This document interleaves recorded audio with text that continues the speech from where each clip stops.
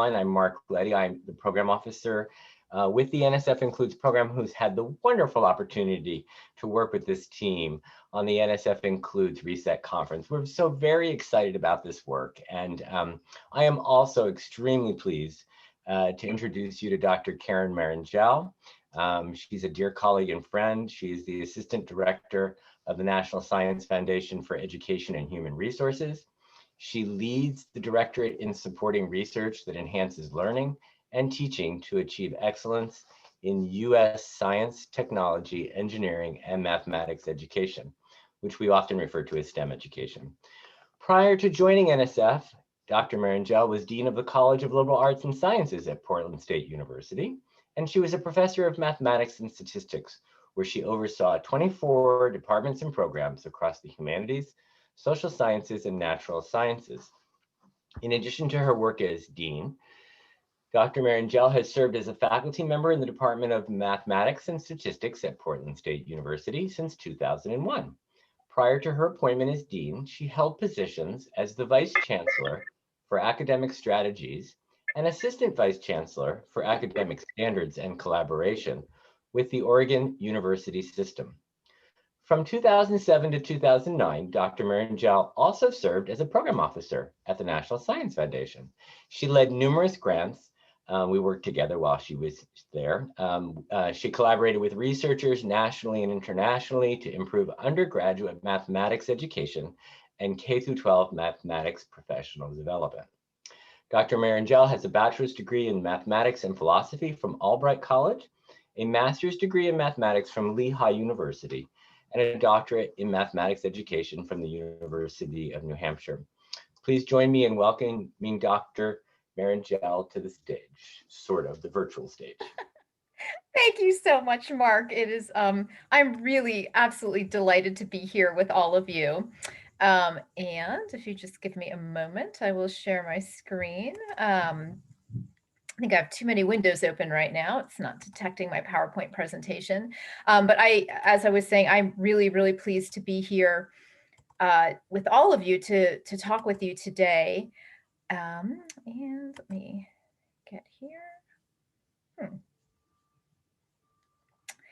Well, oh, there we go.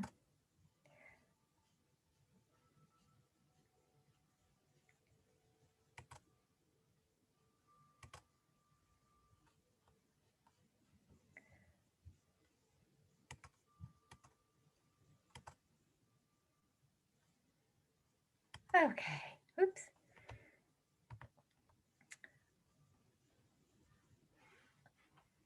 All right, I apologize. I'm having just a few technical difficulties today. Can you still see my whole screen? Yes, we can see the whole screen. Okay, perfect. Great. Is that in, and I'm so sorry, is that in slideshow mode for you? Not yet.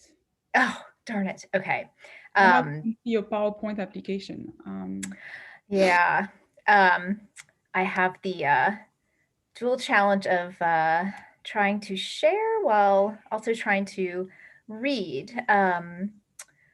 You can keep it like that. I think that's fine. Maybe you want to close the always use subtitles pan on the right side.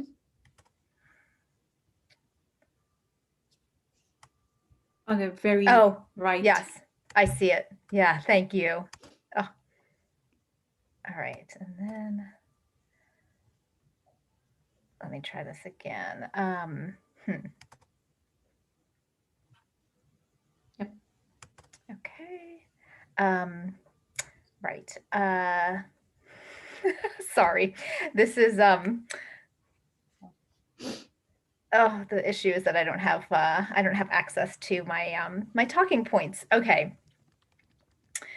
Why don't we do this? You know what? I'm going to, I think my content is more important than the slides, so I'm going to not share the slides and get out of that. I'm so sorry. You'd think that we should have all of this down by this time. All right, so apologies, there's not going to be a fancy slideshow behind me, but I think we'll all be okay. As I was saying, I'm really, really pleased to be here today for this very important NSF Includes Reset conference. And the focus of this on the reentry of women and women veterans into STEM is of such importance and a wonderful topic to be talking about during Women's History Month. I want to begin by thanking Elodie and Farzna for all of their leadership and to all of those who are involved with organizing the conference and contributing to this really fantastic agenda. I know that a lot of hard work goes into planning and bringing everyone together, especially in the virtual setting. So many thanks to the two of you in particular, but to all of the planning committee. And I'm pleased that the focus of this conference is to say that this is really pivotal to the work that we do at the National Science Foundation. Diversity is a core value at the NSF, and the agency has a long history of investing in research, programs, and people to increase the participation of groups historically underrepresented in the scientific disciplines. Through our investments at the National Science Foundation, we strive to have a national impact on preparing and supporting a diverse STEM workforce and an informed citizenry. And this commitment is throughout the foundation, and it extends at every level of education and to the STEM workforce. So one of our newest initiatives in our vast broadening participation portfolio is NSF Includes. And as many of you know, in 2016, the agency launched the NSF Includes program, which aims to develop a talented, innovative, and capable STEM workforce that reflects the diversity of the nation. In 2018, NSF and the Boeing Corporation announced a new partnership through which Boeing invested $11 million to accelerate training in critical skill areas and increase diversity in STEM fields. Of that gift, $1 million was a gift to NSF Includes to focus exactly on increasing the number of women in STEM fields. And with this funding, NSF prioritized making awards that address the needs of women returning to the STEM workforce, with a particular interest on the reentry of women veterans. A lot has changed since 2018. The COVID pandemic, of course, racial recognition, a new administration, and a new NSF director, Dr. Sethuraman Panchanathan. And Dr. Panch, as we call him, is deeply committed to the inclusion of all people in STEM, which is vital to the nation's health, security, and prosperity. At the top levels of NSF, we are strongly focused on bringing into our fold the untapped domestic talent, which will enable us to bring more women, Hispanic, Black, Native, and Pacific Island populations into the mainstream of our STEM workforce. The most recent data from the National Center for Science and Engineering Statistics projects that close to 4 million additional people are needed in 2030 for the science and engineering workforce to be representative of the US population, 4 million. NSF leadership and the National Science Board, which is NSF's governing body, has been engaged in dialogue and strategy development to scope out NSF's goals for our roles in and our plans to reach these 4 million missing and invisible millions in STEM. So where do we begin? Well, we know that many of the missing millions started college, but left before completing their education and training. And as a 2019 report from the National Student Clearinghouse Research Center indicates, 36 million Americans hold some post-secondary education and training, but no completion. 51% of them are women. Obviously, to ensure that the STEM workforce reflects the diversity of our nation, to reach and keep the 4 million additional individuals in STEM, we all have to do business differently. We all have to go through a mindset change. We understand that partnerships will be essential to scaling successful work and that institutional transformation is a key focal area. And this is what so excited me about our partnership with Boeing on these efforts. One successful model that we are scaling up is NSF's Advanced Program, which aims to increase the representation and advancement of women in the academic STEM workforce. Launched in 2001, 20 years later, it is celebrating its 20th anniversary this year. 20 years later, NSF Advance has become a model for institutions to effect change in their faculty. Building on the Advance model, an award recently to the University of Houston has resulted in several permanent institution-level changes. The university now boasts nearly 42% more tenure and tenure-track faculty members of color than it had just 5 years earlier. So how did the University of Houston increase their number of underrepresented people of color in their tenure and tenure-track faculty ranks by this astounding amount? They did this, as a cover story in the Chronicle of Higher Education a couple of months ago detailed, with a $3.3 million NSF Advance grant, which allowed the university to identify permanent institution-level investments to make. The grant gave the institution the breathing room to test, adapt, and implement changes.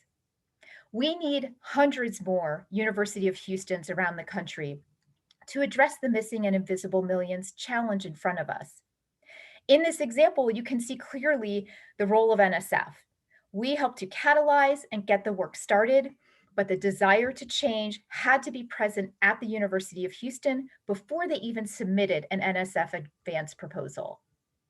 The Advance program, as well as so many others at NSF, have been doing the hard work of figuring out what works. Oftentimes, implementation of what works is low cost or no cost at all, or requires a reallocation of resources. Advance has made incredible strides in supporting female faculty. And are there lessons learned of how we then support students who have these same challenges? What do we need to do to step up to provide childcare, to examine our policies for students that may be adversely impacting females, especially those who have caretaking responsibilities of any sort? How do we support our students in 2- and 4-year institutions? Last week at the National Science Board meeting, Selena Gray, a student from the Blackfeet Nation, discussed her transition from an undergraduate tribal college to graduate school at the University of Montana, and the many issues that impacted her path. For starters, Selena is a mom of 3 kids. While attending graduate school, she did not have family ties, and she was dealing with challenges of being a mom while going to school. She highlighted mentoring, professional development opportunities, and family-friendly research experiences as having a huge impact on her ability to stay at the university and continue her studies. And at NSF, we understand that these are key aspects of retention and recruitment of students, especially those underrepresented in the STEM disciplines. For students like Selena, where culture and family play an important role, a family-friendly atmosphere makes a huge difference. It makes the difference between staying in or dropping out. And we know that there are also important, these types of changes are also important to women re-entering the STEM disciplines. In fact, in a 2017 Chemical and Engineering News highlighted the paid medical leave policies that are part of NSF's Graduate Research Fellowship Program. The medical leave policy permits graduate research fellows to take up to 12 weeks of paid medical leave while serving as a fellow. This leave can be used to support maternity leave. And as our previous program officer who was interviewed for this article explained, together with the Career Life Balance Initiative, the Graduate Research Fellowship Program's family-friendly policies and practices show NSF's support of efforts to retain and advance graduate students in STEM fields. So as data shows us, community colleges are the starting and last enrolled institution for 2/3 or 67% of those students who have some post-secondary education, but not yet a degree or credential. Clearly, community colleges will play a vital role with the re-entry of women and women veterans in STEM. They serve as a major source for the technician education and STEM education more broadly, and they are a critical component of the educational pipeline for students from diverse communities and backgrounds who wish to pursue further studies. NSF also supports the Advanced Technical Education, or the ATE program, which has an emphasis on two-year colleges and involves partnerships between academia and industry to educate technicians for the high technology fields that drive our economy. One such project focuses on engaging veterans in cybersecurity. Turtle Mountain Community College, a 2018 NSF ATE awardee, received funds to increase the recruitment of Native Americans, veterans, and women pursuing cybersecurity-focused degrees and technical certifications. The investigators are building a replicable model, providing a seamless pathway from the community college to four-year institutions and beyond that can be adapted, scaled, especially at other tribal colleges. In another example, we have a project team exploring the association between social support networks and persistence in undergraduate STEM education among student military service members and veterans. More specifically, knowledge is being advanced about trajectories and social support characteristics of veterans and student military service members, as well as about the network variables associated with persistence along STEM academic and workforce pathways. This example shows the importance of NSF-funded research into the space of what contributes to students persisting to pursue their STEM degrees. In preparing women and women veterans to re-enter the STEM workforce, the issue of reskilling will take on even more importance as we come out of the recovery from the COVID pandemic.